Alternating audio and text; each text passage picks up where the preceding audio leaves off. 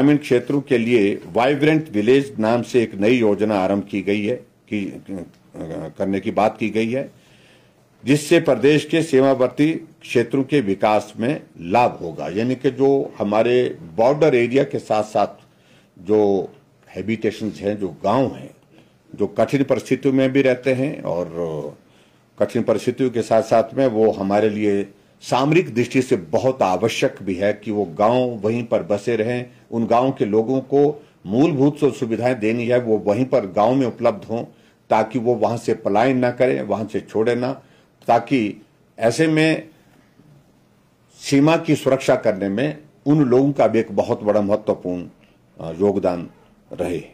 उस दृष्टि से एक बहुत महत्वपूर्ण योजना की शुरुआत हुई है। मैं इसका बहुत बहुत स्वागत करता हूं। मैं एक बार फिर से इस बात के लिए भी जरूर आभार व्यक्त करता हूं केंद्र सरकार का।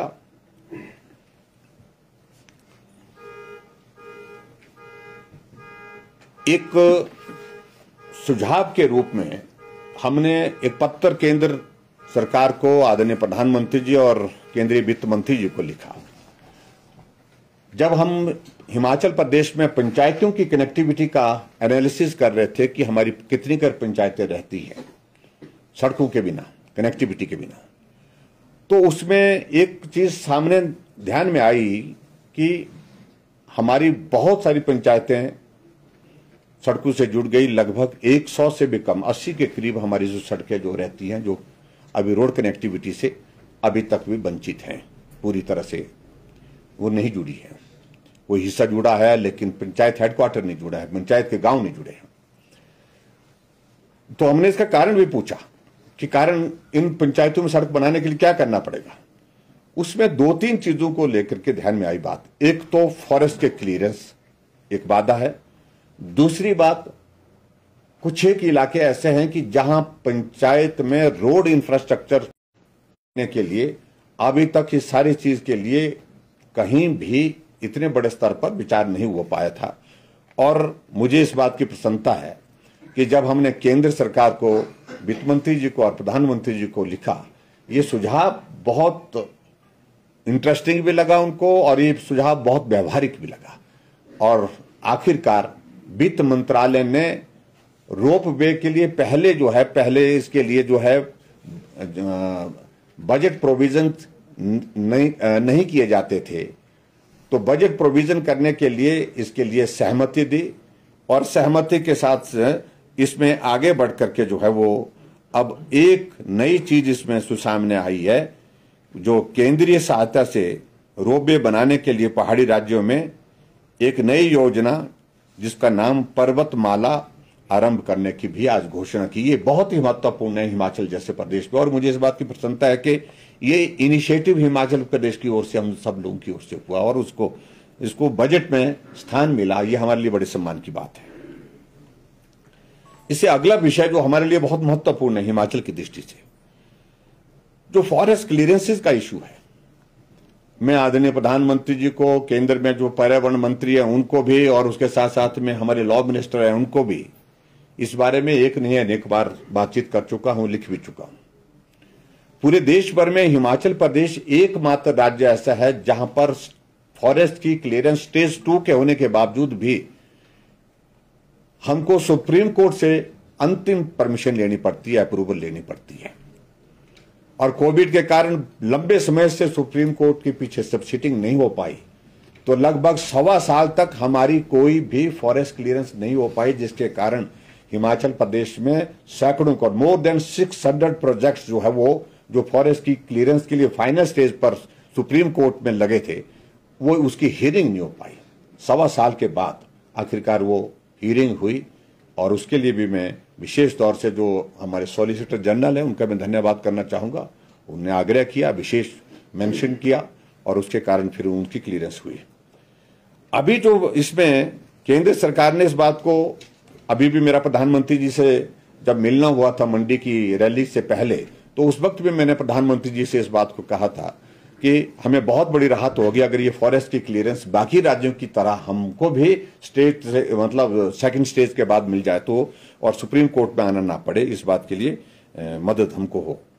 तो इसके लिए केंद्र सरकार ने फॉरेस्ट क्लियरेंस के लिए शीघ्र मिलने के उद्देश्य से विशेष सुविधा प्रदान करने की माननीय वित्त मंत्री द्वारा बात की गई है और हमारी सरकार इसके लिए अपनी बात केंद्र सरकार के समक्ष प्रभावी रूप से जो रखी है, तो उसका ये परिणाम स्वरूप है। इसका भी मैं अभिनंदन करता हूं, स्वागत करता हूं। और अगर फॉरेस्ट की क्लियरेंस अगर हमको जल्दी मिले तो हमारे डेवलपमेंट की गति कई गुना तेज बढ़ेगी, क्योंकि एक 2 कमरे का निर्माण करने के लिए भी हमको फॉरेस्ट की क्लियरेंस सुप्रीम कोर्ट से लेनी पड़ रही है। ये सचमुच में बहुत बड़ा दुर्भाग्यपूर्ण हमारे लिए है।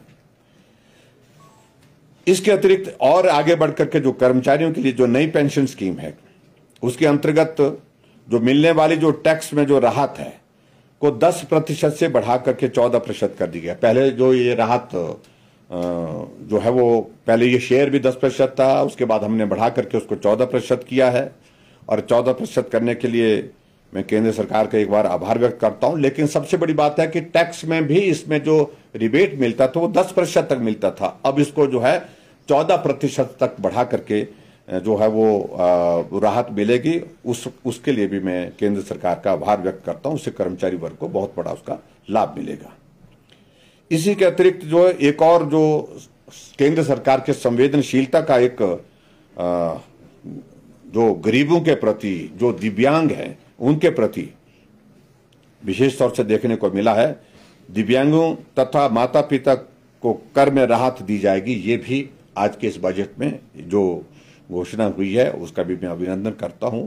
और उससे बहुत बड़ा एक ऐसा वर्ग है जो समाज में बहुत महत्वपूर्ण भूमिका निभाता है, हर दृष्टि से निभाता है, लेकिन उसके बावजूद वो शारीरिक रूप से जो है वो जितना सहयोग देना चाहें उस सहयोग में उनको अपनी इसमें कठिनाई आती है।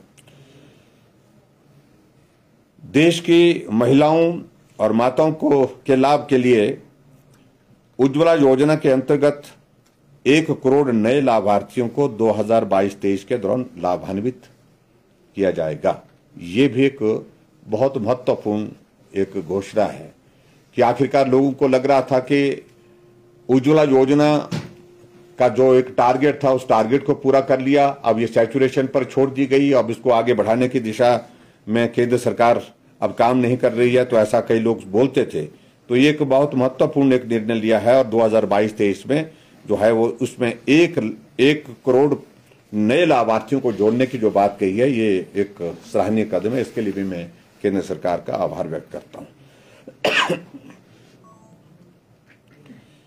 कृषि वानिकी एवं निजी वानिकी में अनुसूचित जाति एवं अनुसूचित जनजाति के लाभार्थियों के लिए विशेष सहायता का प्रावधान का भी आज के इस बजट में किया गया है। इन सारी बातों को ध्यान में रखते हुए मैं केंद्र सरकार का वर्ष 2022-23 के लिए जो प्रस्तुत बजट आज किया गया, और मैं समझता हूं कि वो आने वाले कई पीढ़ियों के लिए 25 वर्षों के लिए एक दस्तावेज के रूप में है। और संतुलित विकास, हर क्षेत्र का संतुलित विकास के साथ हर वर्ग का उसमें ख्याल इस प्रकार से रखा गया है जिससे सभी वर्ग जो उसमें लाभान्वित होंगे।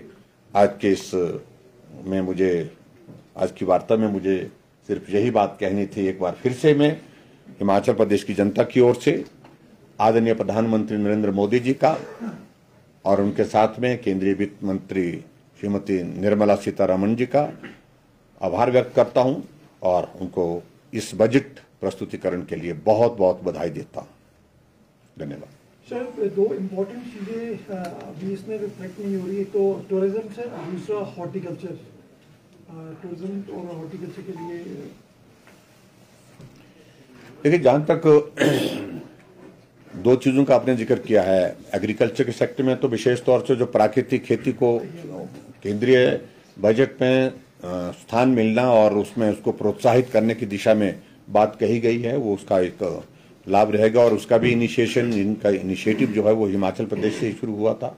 और मैं उम्मीद करता हूं क्योंकि बजट की सारी डिटेल्स जो है वो बहुत लंबी होंगी, तो इसमें इन दोनों सेक्टर में जो खासतौर से पर्यटन की दृष्टि से और पर्यटन के साथ साथ में ये दूसरा जो आप हॉर्टिकल्चर, ये हिमाचल की दृष्टि से दोनों बहुत महत्वपूर्ण है। और मैं इस बात को कह सकता हूं केंद्र की ओर से जो रोप वे का विशेष तौर से जो जिक्र हुआ है, ये एक पर्यटन को भी बढ़ावा देने की दिशा में बहुत महत्वपूर्ण भूमिका